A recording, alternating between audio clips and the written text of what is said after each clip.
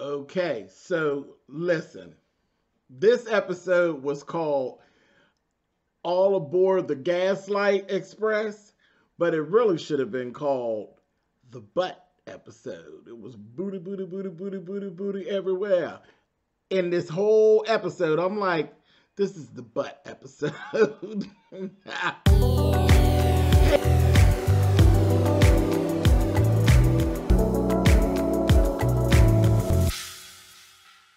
Hey guys, thanks so much for clicking on the video. This is my review for Real Housewives of Atlanta.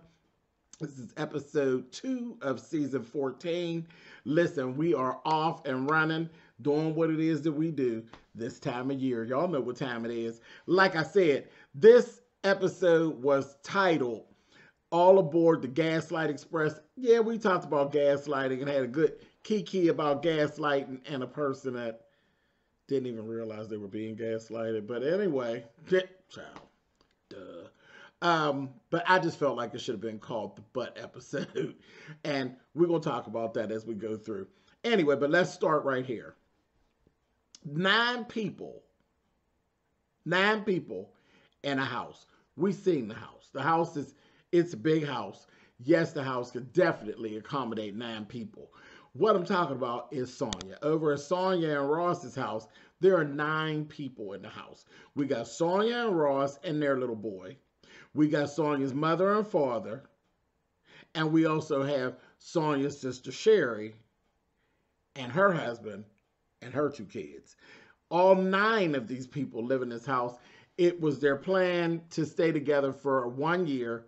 And then, everybody will, get their things in order and everybody will go where it is that they are supposed to go. They're doing the family thing. Listen, it happens. I come from a family where some families have actually shared houses. Like my grandmother and her mother lived in the house together. It was my grandmother's house, but her mother stayed with her. But it was okay. This is the thing, though. And there were other family members who they kind of lived that way. It just always seems that way because when people get older, they tend to go with one of their children kind of thing. But a lot of times in my family, there were sisters who, like aunts of my grandmother's, where all the sisters lived in the same house. It just is kind of like a family thing. Now me, I ain't here for it. Me and my mom, that's something different. Mothers and sons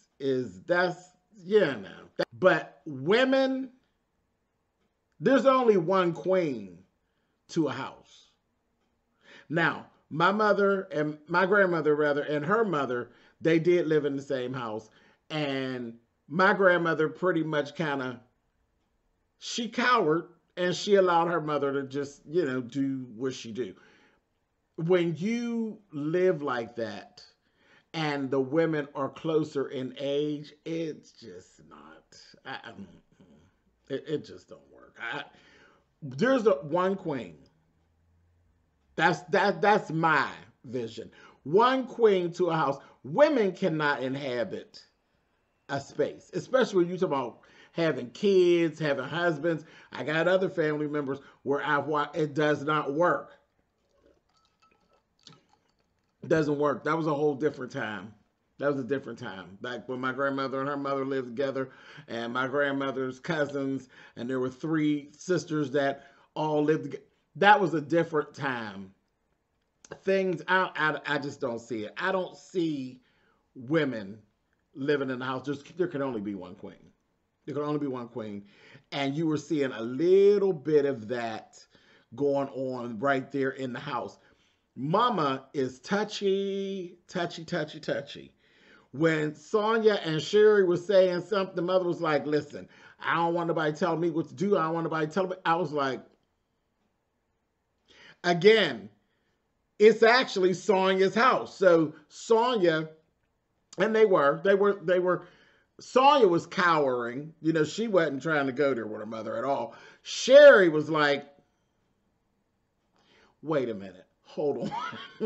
Hold on. I was like, I know this thing too well. That women living in the house get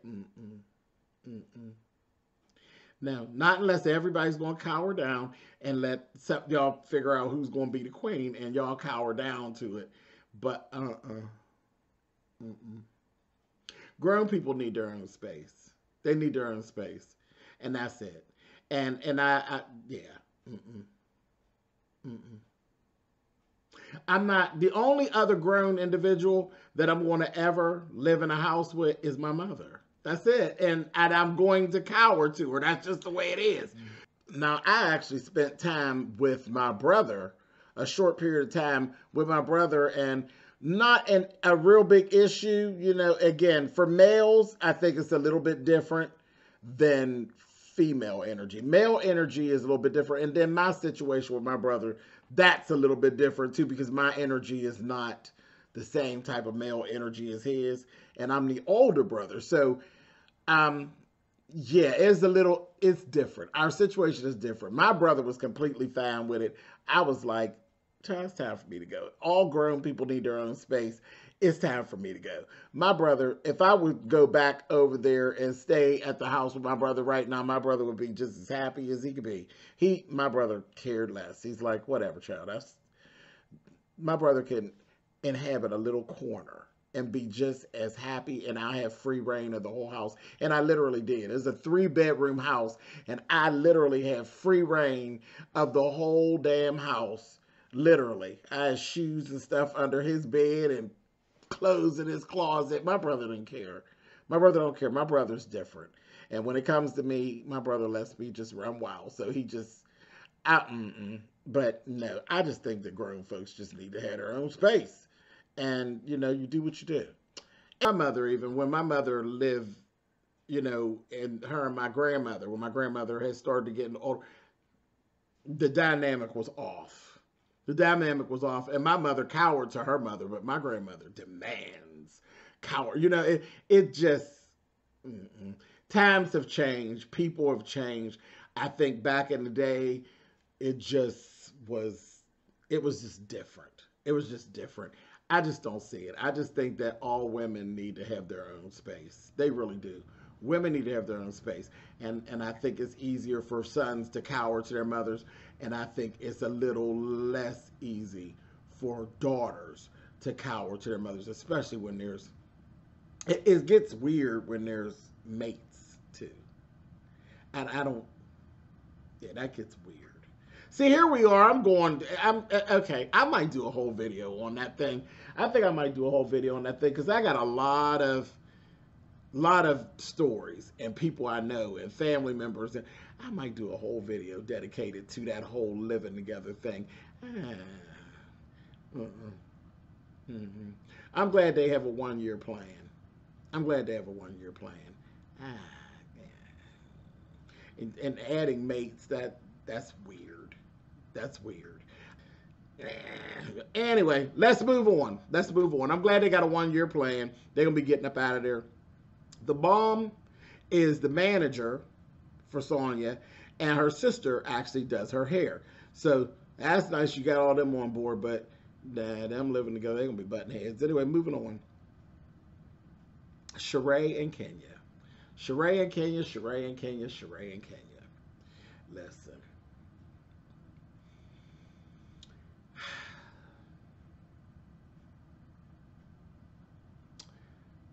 Last time when Kenya was at Sheray's house, y'all remember when she snuck into the basement and the basement wasn't finished and it was a whole big old mess? Well, listen, the basement is finished now and it's fabulous. It is Chateau Chez is fabulous, okay, over there. And it's really, really nice. Kenya gave her all her grace about it and told her, she said, girl, you did this. This is really good. It looks really good. Sheree was telling Kenya how, you know, I'm liking you. I'm liking what you're bringing to the table at this point. I'm digging it. You know what I mean? And I'm like, okay, this is cute. Let's see how long this lasts. And then Sheree starts, you know, she's the bone carrier. So we know what Sheree is. We ain't got to be reintroduced to Sheree. She's back and she's right in her role, and she's literally training Sonya. Sonya is the new bum carrier. That's all that it is, just like just like they said last week. Okay? So she's unloading everything that's been said, and she goes into that little situation about the borrowed truck of Lisa Ray's. Kenya said that is a lie. She don't even know Lisa Ray all like that, and that ain't nothing but some bull crap. They FaceTime Sonya. Sonya was like, yeah, girl, that's what they said, this, that, and the other. Then we moved on to the conversation about, oh, Anthony. Didn't I tell y'all we was going to talk about Anthony some more? I told y'all we were. And while we're actually on Anthony,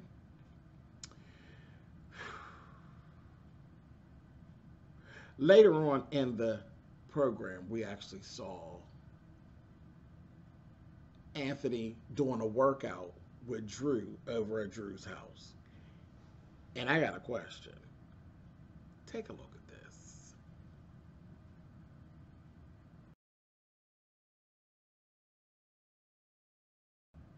Anthony, is that butt real? You know you're in Atlanta. And I looked and I ran it back. He got the little frame, little flat stomach and things. And then I looked at that old butt. I said, that butt screams ATL to me. You all tell me in them comments. Is that a real butt? Or is that a bump? I don't think that's real. But I said, now, Miss Anthony, girl, where you get that ass?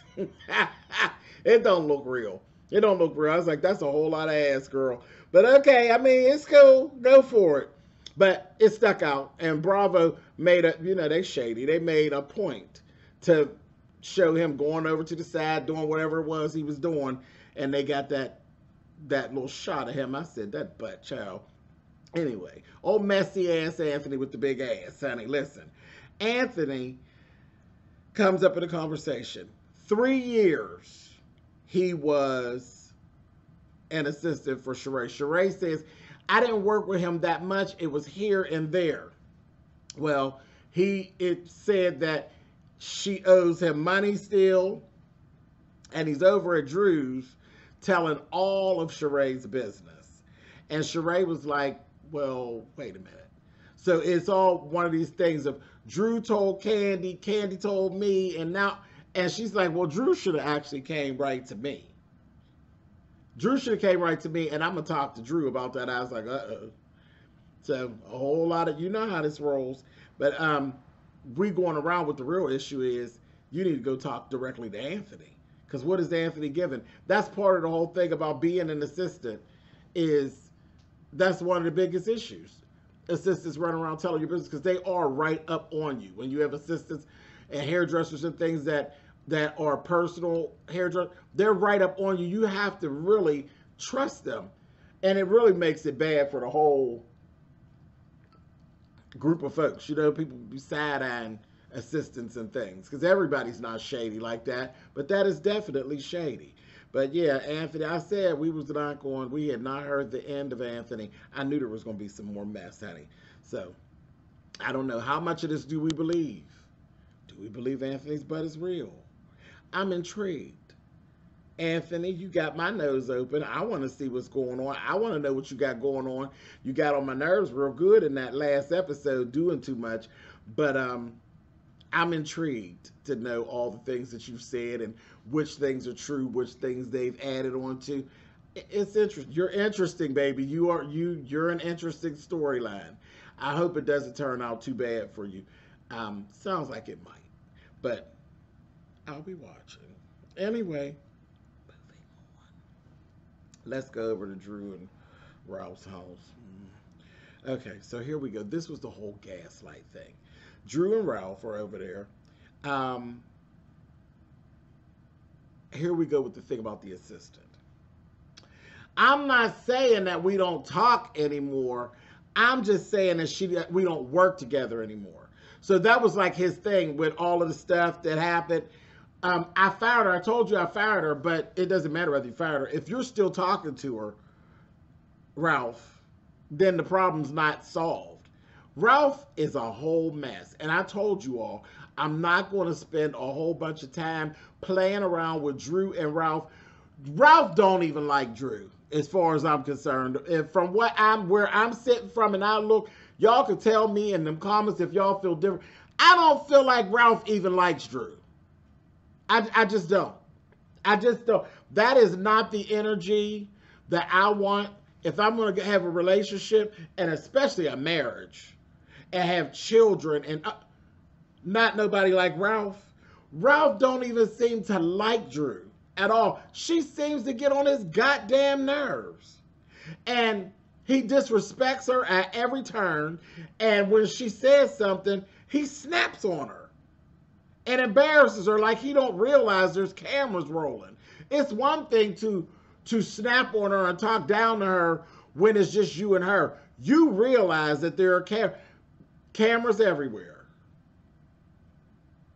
And for you to carry on the way you carry on, you couldn't possibly like her as much as people like people that they give rings to. It's just bullshit. Anyway, going on to what she looks like. He will not divulge what this girl looks like. And said, she's a 50-year-old woman. What does that mean, Ralph? I'm 50 too. I'm 50 as well. I am 50 as well. Child, listen, I ain't shriveled up. I don't look like no damn crypt keeper or nothing like that. And look around. 50-year-old black women, killing the game. Killing the game. I could name women over 50 right now. I could name 5 of them without even thinking hard that Drew, and this is going to be rude, y'all, but Drew's face couldn't compare to what their ass is bringing to the game. And that's, well, I can't even say that's no shade. Drew, that is shade. But I mean, 50-year-old women, melanated women, are killing the game now more than they ever have. 50-year-old men of a melanated nature, we kill the game. I could sit right here and name off 3 people like this that I got by 8 and 10 years that don't ever want a day of it. Get out of here. You know, 50 is the new goddamn 35. You better quit playing, talking that bullshit. But I'm like, she's 50. What did that mean? What did that mean? So he's just playing in her face. Go on over there and look at Sonya's mother. Sonya's mother is better looking than Sonya. And Sonya is totally physically fit in the whole 9 yards. But Sonya's mother is a baddie over there. It just is what it is. Cynthia. Y'all know that Drew didn't ever want a day of Cynthia Bailey. Not one day of Cynthia Bailey. Do you understand? Shall I go on? And I'm not trying to drag Drew too much. But when we're talking about 50-year-old women, stop playing. Stop playing. Most of these girls up on here, Drew don't want none of Chez. Drew don't want a piece of Kenya. So what was it that you were saying about 50-year-old women again, bruh? Because each of those girls are close. They're close, if not over that mark. Drew don't want candy. Drew.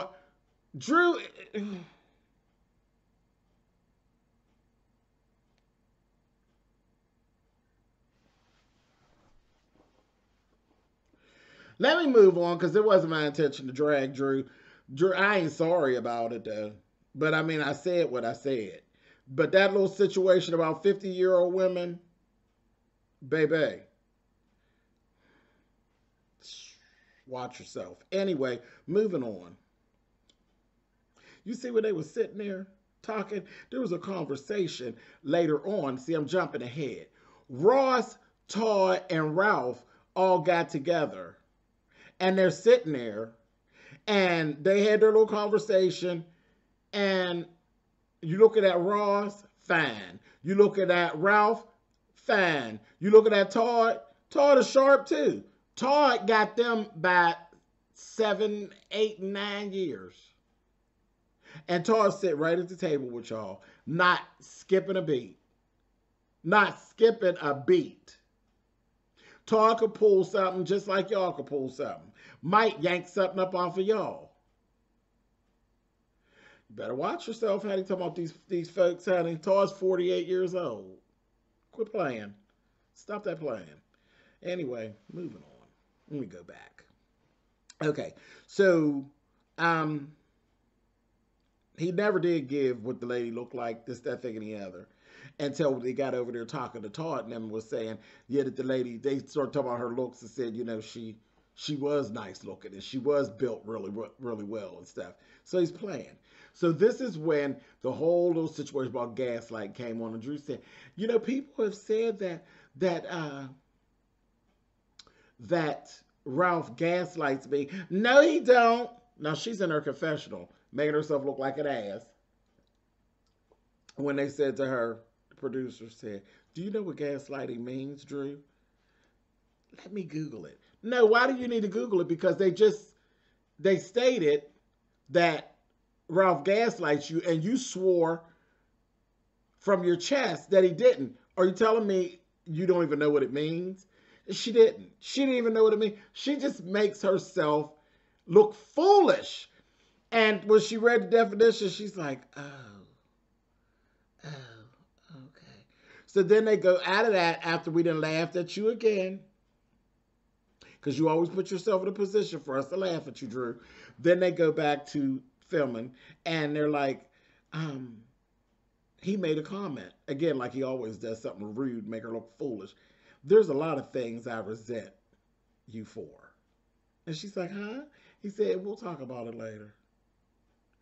Who in the hell says that to their wife in front of people? Who says that to their wife in front of people? And when I say people, the whole viewing audience and the camera running. There's a whole lot of things I resent you for. I keep telling y'all, it feels like he don't even like her. Love her? Yeah, right. He don't even seem to like the lady. Anyway, moving on. Let me get out of their house, child. They got on my nerves. Let me go over Candy's. Candy is now, she's a producer on a Broadway play called Thoughts of a Colored Man, and it's an all-black production on Broadway. So naturally, she's etching another little piece of history in there. Some mixed reviews, you know, but again, some good, some bad. That's everything in the world. You need some good and some bad to balance it out. We're speaking a little bit about their time apart. So we're trying to get into what the storyline is going to be for Todd and Candy. And it's some of their time apart is what we're looking at with them this season. Their time apart, you know, their vacation and separate.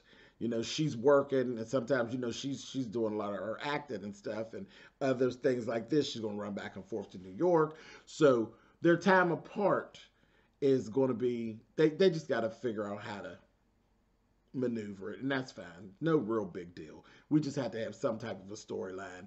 But this ain't nothing that Todd and Candy can't work out. So ain't no real big issue. Ain't nothing to see here, folks. And then there's this whole subject of Todd's condo in New Jersey. It's this condo in New Jersey that he had when he was with an ex, but everything ended up falling on him. He paid it, and now it's actually his. He wants to share it with Candy, but Candy don't really want nothing to do with it. She's like, it's weird. He actually had it with someone else, just like he didn't want to move into the house that she had with somebody else, and they ended up getting the other house. And he's like, but my name ain't on this house, just like her name ain't on the condo in New Jersey. And he's like, whatever, that's different. I'm like, it really ain't even an issue, child. Give it to one of the kids. Give it to Riley. Give it to your daughter. Just whatever. Rent it out, which is what he's doing anyway. Again, we need a storyline to go along with what it is that we're doing. Nothing to see here, folks. No big deal. Let's move on. Nothing happening, really. Candy and Marlo had a little sit down. Candy was actually doing her Halloween shoot, which, if you remember back in October of last year, October of 2021, she did Wicked, the Green Witch from Wicked, and all of that, and really groovy. She was real done up. She really did a outstanding shoot for Halloween last year. But anyway, she's doing that. She's sitting down. Marlo is saying to Candy, she would like to have her boys be around like a whole rounded family, like a family that is really together and doing things, like they should do. And she said, basically like, you've never invited us over to the house and stuff, Candy. Now, when it came time for the boys' birthdays and stuff, you sent them cash apps and different things like that and little notes and stuff, but you don't invite us over to the house and stuff. And she's like, you're more than welcome to come over to the house and stuff, Marla, but we ain't been like that. When you first came to the show, we wasn't cool like that. And that's what she was saying, that she first met Marla. Marla used to date one of her cousins, and then she knew her, and then when she came onto the show, she was kind of shitty with Candy. So Candy's like, whatever. You know how Candy is. Candy don't forgive easy and quickly. So Candy was like, yeah, okay, girl, well, let me get this makeup off. I said, oh, shade, the shade of it all. So that was that. That was that. I was like, all right. Anyhow, moving on. So let me talk about the little meeting with Ross, Todd, and Ralph. They basically, Todd was kind of calling Ralph out on the stuff. And Ross, too, he's like, yeah, my wife was saying, what was going on about you and this assistant and all that. We didn't heard this from our wives, And I laughed at him, literally, trying to sell the story and trying to gaslight Todd and Ross the same way he does old Drew. They was like, are you serious right now? Don't do that to us, child. We ain't going for that bull crap, And then in his confessional, he will say, Drew shouldn't have been looking through my phone anyway. That Ralph, child, Ralph is a piece of work. Should have been looking through my phone anyway. She shouldn't, but you should have nothing in there that she can't see. See how that works? Okay, so let's swing on over there to Marlo's house. We'll go over to Marlo's. Marlo's getting Michael, which is the oldest boy, together for homecoming. And we meet Justin and Ty. Justin and Ty are Marlo's managers. It's a husband and wife team. And they have been very hands-on with helping Marlo with the boys. More so Justin than Ty. And they were making fun of how the boys actually called Justin Uncle Justin, but they call Ty Ty. And they're just like, that's just kind of like, there was no real explanation for it. It's like, well, we just kind of call you Ty, And he's like Uncle Justin, but he's a little more on board, more hands-on with them because he's kind of playing like that male role for Marlo. He's standing in the gap. So that's where he's gotten his uncle thing from. So they, it's more personal things. They actually are coming to him, whereas they're not really running up on Ty with the personal stuff because they got Marlo. So definitely understandable. Definitely an asset. Ty didn't really have no real issue with it. She just like, it is what it is. Marlo's having a good time. She's having a good time and really focused on giving them the things that she didn't have. Like she was saying, I went to a prom once, but, I was in foster care and, how things were bad when she was with her mom. Her mom was, she abused drugs and stuff, and there was some physicality stuff, but she's like, I didn't have people waiting for me to come down the steps and take pictures and cheer me on. She's just trying to give them all the things that she didn't have, which is cool. And it's kind of nice to watch because it's just as good for her as it is for them. Really is. Let's go on to this right here. Drew. So Drew had a special date. Ralph put together a special date for her, sent her a glam team, sent her a stylist. The stylist, I don't know. I was like, child, if you don't quit playing. And the glam team, she looked okay. Her makeup was cool. Her hair was okay. That stylist, that dress was a mess. That dress was a mess. It really did look like something that she was getting ready to go perform. And it was real extra, real costumey, this gold dress. And it was too little. It was too little. It was too short. It was way too short. I'm laughing at her as she's on her way to the place. Because, you know, they had the little guy, one of her little managers or assistants or whatever he is. He comes to pick her up, and he's taking her and escorting her over to this place. Child, she's in the car talking about, I look like Beyonce right now. Now, Miss Drew, again, here you go saying stuff to make us laugh at you. You may feel, let me say that a little louder for those in the back of the cheap seats. You may feel like Beyonce right now, but you damn sure don't look like no damn Beyonce. If you don't stop playing, stop, Drew, stop. Stop it. Stop doing and saying stuff to make us clown you. Stop it. I look like Beyonce. No, you feel like Beyonce, and there's nothing wrong with that.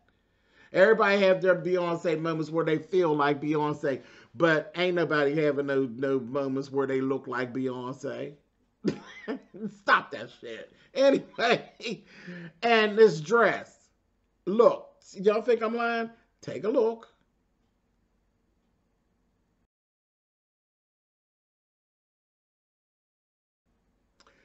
Too short, and her damn cheeks was showing as she's walking up the steps. I said, what the?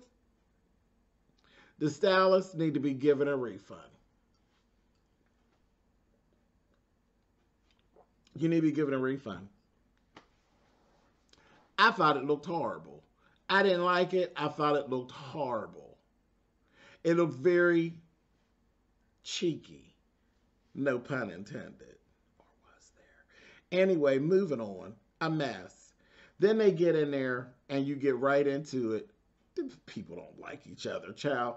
It's a mess. He said, you know, what I found out when I'm talking to my counselor, I gotta put me first. In what world does the husband put himself first? What world is that, Ralph? I don't know that world. I don't know the world where a husband puts himself first. God, and then me, and then my children, and then my wife. What world is that? See that right there? That's not the relationship for me. I don't understand that. I don't understand that. I don't know nothing about no stupidness like that. That's stupid. And Drew was sitting there looking like it was stupidness to her too. I was like, child. And then she said, well, I always feel like I'm walking on eggshells because you are. Because you are. She walks on eggshells around Ralph like she works at a bakery. She really does. And I'm like, child, we see it. And he told her, I'm going to schedule you a session with my counselor so you can learn how to speak to a man.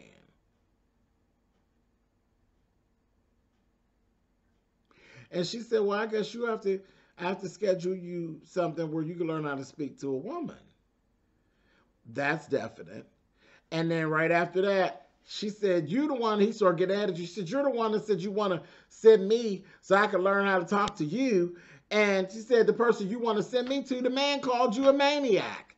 He said you were a maniac, baby. When I tell you, that thing got so mad at her. She said, well, he said, do not touch me. I was like, these roles are totally reversed. Their roles are completely reversed.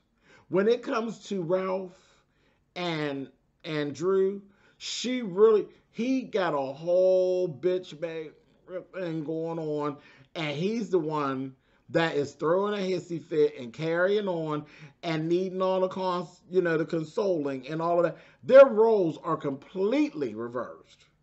Completely reversed. He says all the stuff that's cut and, and then she swallows it. Their roles are reversed. Their roles are completely reversed. And then she gets to crying and gets up. He was just as unbothered. He was just as unbothered. And when she came back, he wasn't even apologetic. He told her, doing stuff for you is just not the move. I just shouldn't have never did this. Just doing stuff for you is just not the move. I was like, wow. Wow. Again, y'all tell me what y'all think in them comments. I just feel like Ralph don't like Drew. And he made a comment earlier about, we're trying to get back from a place where we don't like each other. No, you don't like her. You don't like her. I believe she likes you. I believe she loves you. But you don't like her. And it's so apparent to me. You all tell me what y'all think. Listen, let me get on up out of here. And I'm going to see y'all next week, all right? I look like Beyonce right now. Girl, get on up out of here. Don't mess with me on this Mother's Day up on this Sunday, girls. Cut it out, Eddie!